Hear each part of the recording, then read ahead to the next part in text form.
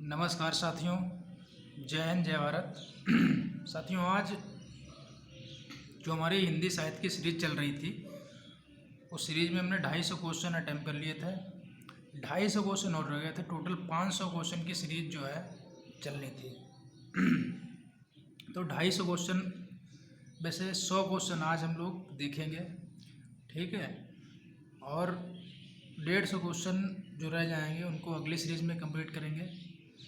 तो जैसा कि मैंने बताया भी था कि ये क्वेश्चन बहुत ज़्यादा इम्पोर्टेंट है।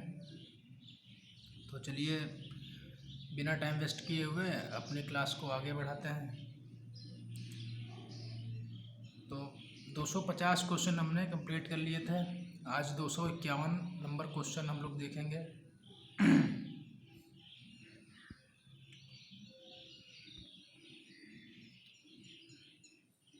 251 साहित्य लहरी के रचयिता कौन है? साहित्य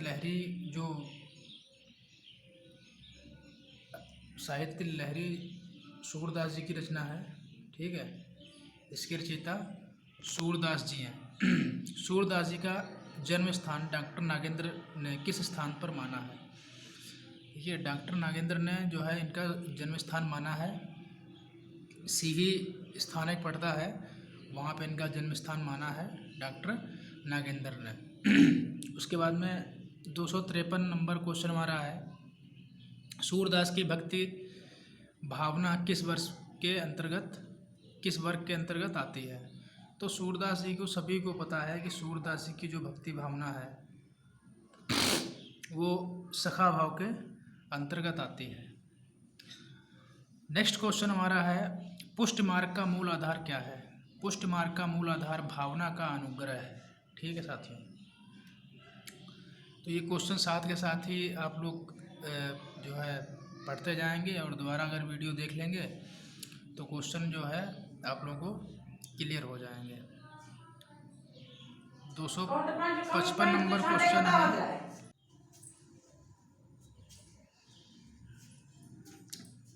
नेक्स्ट क्वेश्चन है 257 नंबर।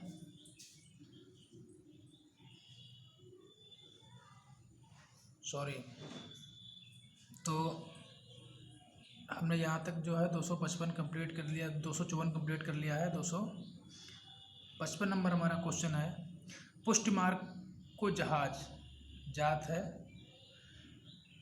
पुष्ट मार्ग को जहाज जात है सो जाको कुछ लेना हो सो ले। मतलब ये जो है ये एक कविता जो है ये विट्ठल नाथ का यह प्रसिद्ध कथन है। और ये कब उन्होंने कहा था कि पुष्ट मार्ग का जहाज जा रहा है, ठीक है, कि पुष्ट मार्ग का जहाज जा रहा है और जिसको जो कुछ लेना हो, यानी कि उन्होंने ज्ञान की बात कही है कि सूरदास जी इतने ज्ञानी थे कि उनको ज्ञान का पुष्ट मार्ग का जहाज बता दिया है आपके विट्ठल नाथ जी ने। तो जब उनकी मृत्यु हुई थी और जब उनका शव जा रहा था, अंतिम संस्कार जब उनका होने जा रहा था, तो उन्हीं के निधन पे गोस्वामी विट्ठल नाथ ने कहा था कि ये पुष्ट मार्ग का जहाज जा रहा है, जिसको कुछ लेना हो वो ले सकता है ज्ञान, ठीक है। तो ये गोस्वामी विट्ठल नाथ का यह प्रसिद्ध कथन किस संदर्भ में है? सूरदास के निधन पे है, ठीक है। अगला क्वेश्चन है हमारा साथियों, अगला क्वेश्चन हमारा है कि सूरदास की कौन सी रचना में दष्टकूट पदों का संग्रह हुआ है? तो साहित्य लहरी इनकी रचना है, उसमें जो है दष्टकूट पदों का संग्रह हुआ है। अगला क्वेश्चन हमारा है, सूरदास ने सूरसागर की रचना में किस ग्रंथ को आधार बनाया है? तो उन्होंने भागवत पुराण को आधार बनाया है। भक्तन को कहाँ सीकरी सो काम, भक्तन को कहाँ सीकरी सो काम, आवत जावत पनैया टूटी पसर गयो हर नाम। तो यह जो है पंक्ति जो है कुंभन दास की है। पंक्तियाँ भी एग्जाम में आ जाती हैं और आई भी हैं, कोई नई बात नहीं है, तो इनको भी हम लोग ध्यान में रखते हुए इन क्वेश्चनों को ले लिया गया है। नेक्स्ट क्वेश्चन है साथियों, कृष्ण भक्त कवि के पद सुनकर अकबर ने उसे अपने दरबार फतेहपुर सीकरी आवंटित किया था। तो कुंभन दास जी के जो कृष्ण भक्त के पद सुन के जो है अकबर ने उनको फतेहपुर सीकरी में आमंत्रित किया था कि आप यहाँ पे आइए और अपने जो है कृष्ण भक्त के पद हैं वो दरबार में आप आकर हमें जो है सुनाइए। ठीक है, तो उनके लिए उन्हें आमंत्रित किया था कुंभन दास जी को। नेक्स्ट क्वेश्चन है साथियों, सखी संप्रदाय की स्थापना किसने की थी? तो स्वामी हरदास ने सखी संप्रदाय की स्थापना की थी। अगला क्वेश्चन है साथियों, रीतकाल का समय क्या है? रीतकाल का समय जो है वो संवत 1700 से 910 तक है। अगला क्वेश्चन है हमारा, मिस्र बंधुओं ने रीतकाल को क्या नाम दिया है? तो अलंकृत काल उन्होंने रीतकाल को कहा है। मिस्र बंधु जो 3 भाई थे, ठीक है, उनकी चर्चा भी अगले क्वेश्चन में हुई है। अगला क्वेश्चन है, रीतकाल के संदर्भ में रीत शब्द का अर्थ क्या है? वो रीत का शब्द अर्थ होता है, ठीक है, काव्य की विशिष्ट रचना या पद्धति, मतलब रीति पद्धति को भी आप बोल सकते हैं। ठीक है, अगला क्वेश्चन है हमारा 277, रीति काव्य को किन 2 प्रमुख नामों में विभाजित किया गया है? तो रीत सिद्ध रीत मुक्त में, ठीक है, को विभाजित किया गया है। रीत सिद्ध काव्य का तात्पर्य क्या है? काव्य के विभिन्न अंगों का परिचय देने वाला काव्य, और रीत सिद्ध काव्य का तात्पर्य इसी से है, काव्य के विभिन्न अंगों को परिचय देने वाला काव्य। अगला क्वेश्चन है साथियों, रीतकाल में आचार्य कवि उन्हें कहा गया है, एक मिनट, रीतकाल में आचार्य कवि उन्हें कहा गया है जिन्होंने लक्षण ग्रंथों की रचना की है। ठीक है, रीतकाल में आचार्य कवि किनको कहा गया है? जैसे आचार्य हुआ करते थे आचार्य महावीर प्रसाद द्विवेदी, आचार्य रामचंद्र शुक्ल, तो किनको कहा गया है? आचार्य किनके आगे लगाया गया है? जिन्होंने लक्षण ग्रंथों की रचना की है, उनको रीत में आचार्य कवि उन्हें कहा गया है। ठीक है, तो नेक्स्ट क्वेश्चन है हमारा, आज से देखो आ गया भाई आपका आचार्य वाला। आचार्य रामचंद्र शुक्ल ने रीतकाल की सीमा समय कब तक मानी है? ये 1700 से 1900 तक इन्होंने मानी है, ईस्वी की बात कर रहे हैं। नेक्स्ट क्वेश्चन हमारा है साथियों, हिंदी में किस काल में लक्षण ग्रंथों का निर्माण हुआ? तो ये रीतकाल में हुआ है। अभी रीतकाल की ही बात आगे लक्षण ग्रंथों के लिए की गई थी। अगला क्वेश्चन है, लक्षण ग्रंथों का निर्माण करने वाले कवियों को क्या कहा गया है? आचार्य कहा गया है, अभी पढ़ के आए हैं। आचार्य शुक्ल ने रीतकाल का प्रवर्तक किसे माना है? तो चिंतामणि एक थे कवि, उनको माना गया है। रीतकाल में वीर रस की कविता करने वाला कवि इनमें से कौन सा है? तो भूषण है। ठीक है, वीर रस के लिए भूषण ही फेमस है अधिकतर।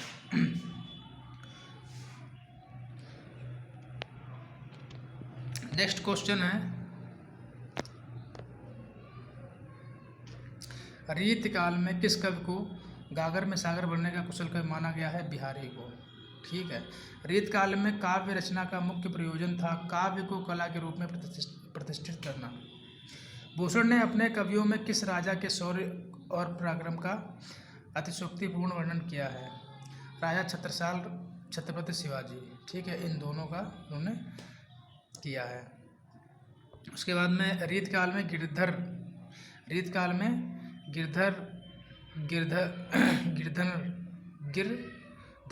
नाम है इनका, बड़ा अटपटा नाम है, गिरधनर कविराय प्रमुखता किस लिए लोकप्रिय थे? तो नीतिपरक काव्य की रचना के लिए। ठीक है, जैसे उनका नाम है उसे उन्होंने रचना कर दी है। व्यंग्यार्थ कौमुदी के रचनाकार कौन है? ये एक पुस्तक है, व्यंग्यार्थ कौमुदी के रचनाकार कौन है? तो ये प्रताप शाही इसके रचनाकार हैं। ठीक है, हिंदी में लक्षण ग्रंथों की परिपाटी पर रचना करने वाले जो सैकड़ों कवि हुए वे आचार्य कोटि में नहीं आते हैं। वे कवि ही, देखिए, लक्षण ग्रंथ की जो परिपाटी पर रचना करने वाले जो सैकड़ों कवि हैं वे आचार्य कोटि में नहीं आते हैं। वे कवि ही हैं। यह कथन किसका है? यह कवि जो है ये कथन है एक, तो ये आचार्य रामचंद्र शुक्ल का कथन है। ठीक है, उन्होंने कहा है कि हिंदी में लक्षण ग्रंथों की परिपाटी पर रचना करने वाले जो सैकड़ों कवि हैं वे आचार्य कोटि में नहीं आते, वे कवि ही हैं। ठीक है, तो ये कथन आचार्य रामचंद्र शुक्ल जी का है। अगला क्वेश्चन है रीतमुक्त छंद, रीतमुक्त स्वच्छंद, रीतमुक्त स्वच्छंदतावादी कवि इनमें से कौन से हैं? तो ये हैं आपके घनानंद। ठीक है, रीतमुक्त स्वच्छतावंतवादी। ठीक है, अगला क्वेश्चन हमारा है लक्षण ग्रंथ का अभिप्राय इनमें से क्या है? तो यह है काव्यांग निरूपक ग्रंथ, काव्यांग निरूपक ग्रंथ इसका जो है अभिप्राय है लक्षण ग्रंथों का। नेक्स्ट क्वेश्चन है साथियों, जतपि सुजाति सुलक्षणी सुवर्ण सरस सुव्रत भूषण बिनु न विराजय कविता वनिता मित्र, यह दोहा किस कवि का है? जतपि सुजाति सुलक्षणी सुवर्ण सरस सुव्रत भूषण बिनु न विराजय कविता वनिता मित्र। ठीक है, तो ये केशवदास जी का ये दोहा है, इसका है केशवदास जी का।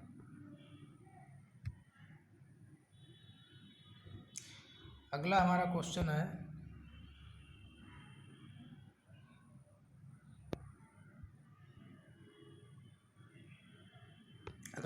साथियों, डॉक्टर नागेंद्र ने रीत ग्रंथकारों को किस प्रकार का आचार्य माना है? तो कवि शिक्षक आचार्य माना है।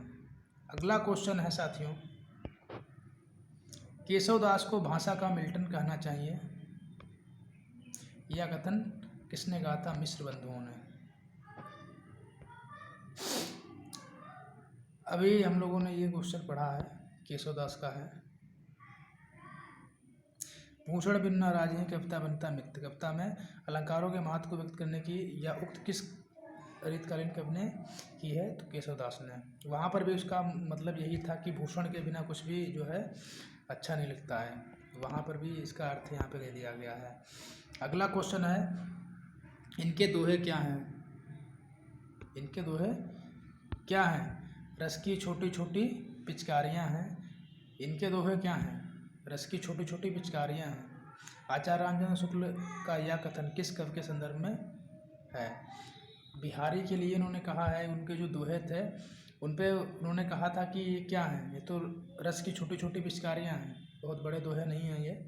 इस तरीके से जो है आचार्य रामचंद्र शुक्ल ने बिहारी जी के लिए ये उक्तियाँ कही हैं।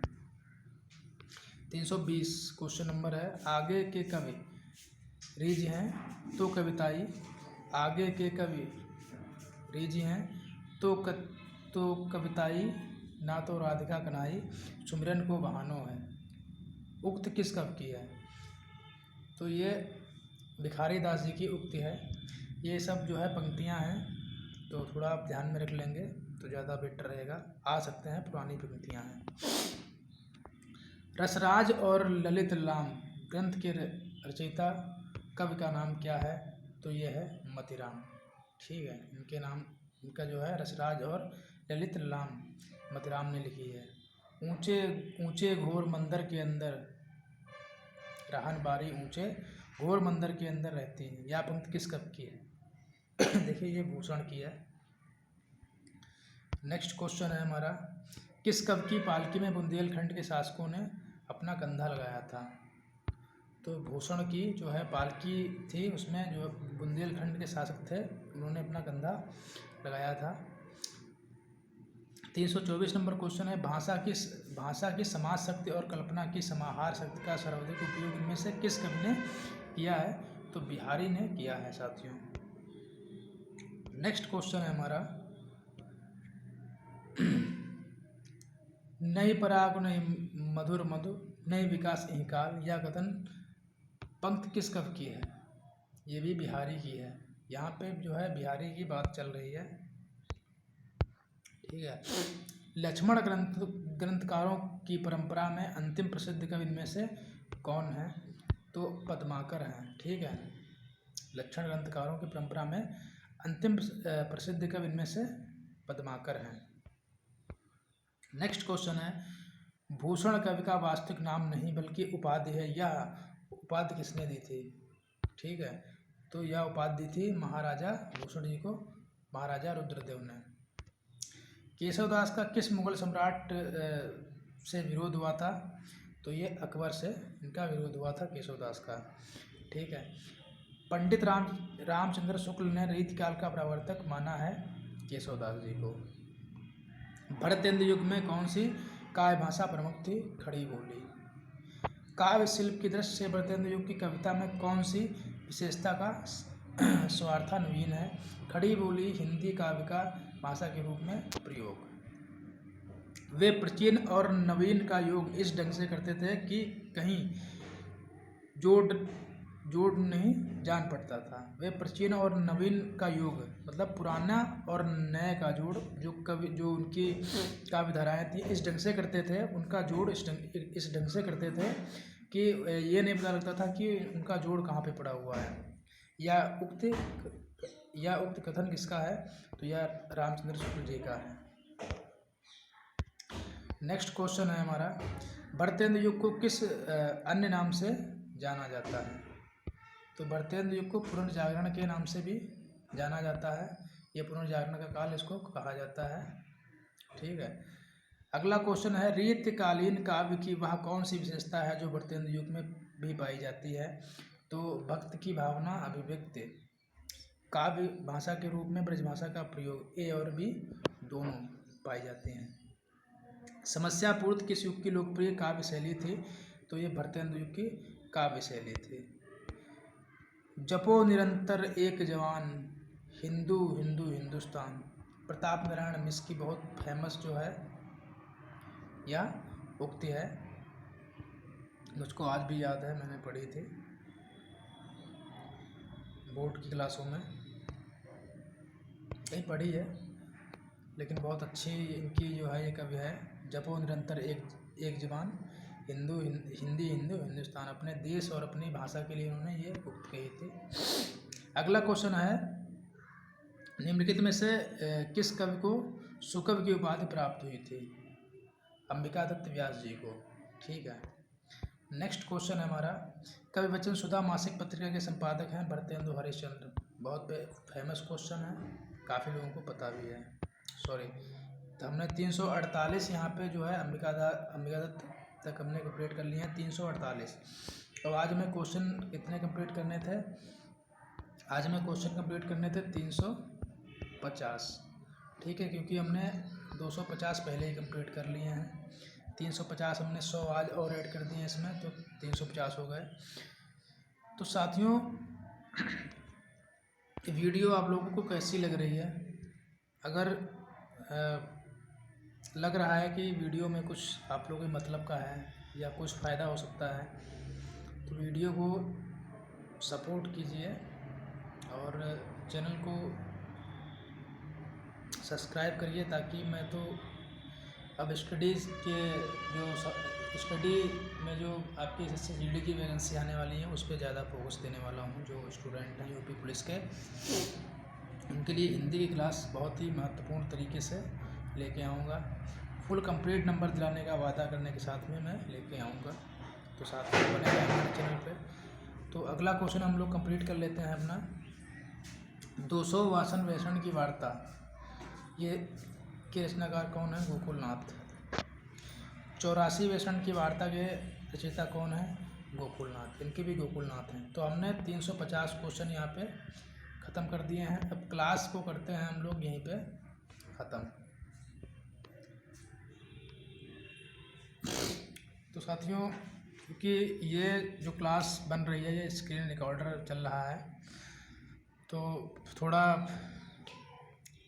PDF में मिस्टेकिंग की वजह से थोड़ा इसको क्वेश्चन को पढ़ने में दिक्कत हो जाती है।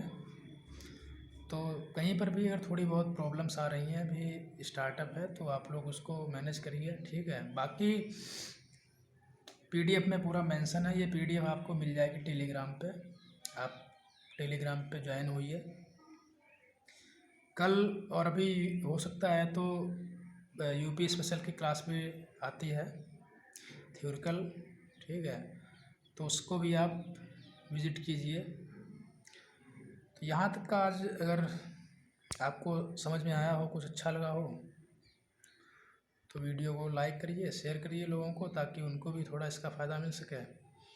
मिलेंगे हम लोग नेक्स्ट वीडियो में, तब तक के लिए जय हिंद, जय भारत।